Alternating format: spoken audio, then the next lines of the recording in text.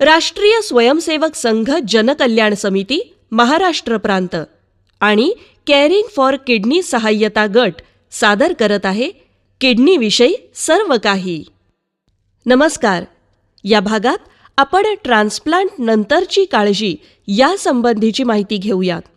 ही माहिती देत आहेत किडनी पेशंट आणि समुपदेशक वर्षा वेलणकर. त्यांच्याशी संवाद साधतायत रुग्णांच्या काळजीवाहक आणि स्वयंसेविका विजयालक्ष्मी कनाटे.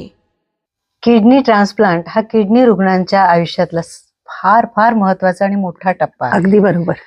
तर त्यामध्ये ते झाल्यानंतर काय काय काळजी घ्यायची आणि कसे राहायचे या संबंधी तुम्ही स्वानुभवावरून काही सल्ला किंवा काही माहिती आम्हाला देऊ शकता का आमच्या किडनी रुग्णांसाठी? नक्कीच. ट्रान्सप्लांट म्हणजे किडनी प्रत्यारोपण ही किडनी रुग्णाच्या आयुष्यातली आयुष्य बदलून टाकणारी घटना असते.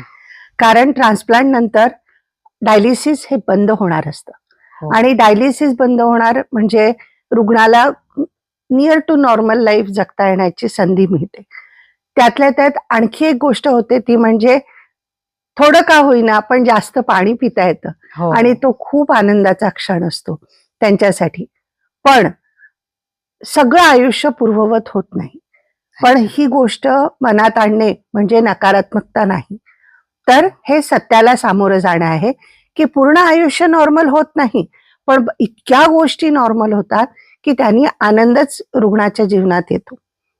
त्यातली सगळ्यात महत्वाची काळजी जर काही घ्यायची असेल की ज्यांनी तुमचं आयुष्य हे किडनी आजाराच्या पूर्वी जसं होतं तसं होईल, ती म्हणजे डॉक्टरांनी दिलेली सूचना, त्यांनी दिलेली औषधं ही तंतोतंत पाळणे.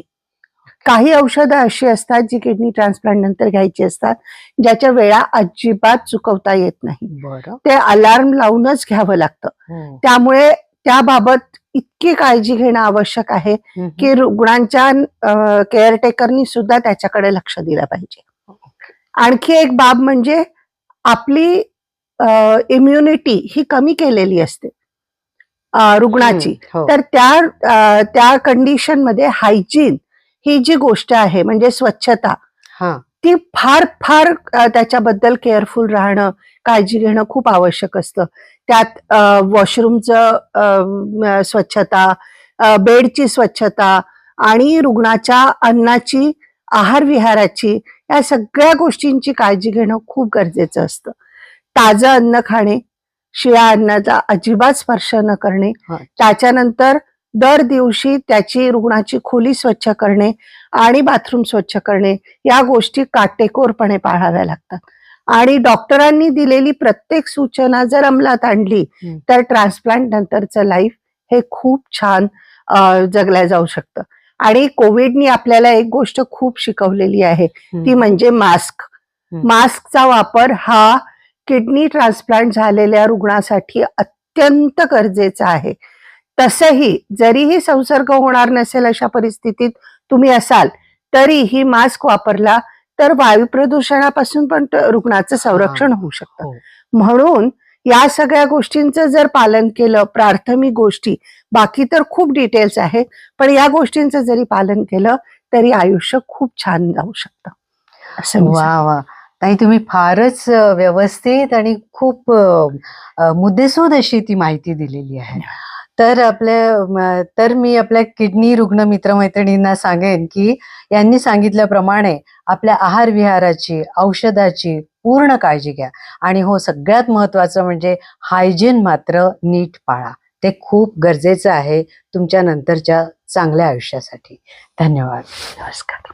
अधिक माहितीसाठी जनकल्याण स्वास्थ्य सल्ला व मार्गदर्शन केंद्राला अवश्य भेट द्या. आमचा पत्ता सेवा भवन, सर्वेक्षण क्रमांक 136, पटवर्धन बाग चौक, गुळवणी महाराज पथ, एरंडवणे, पुणे 411004.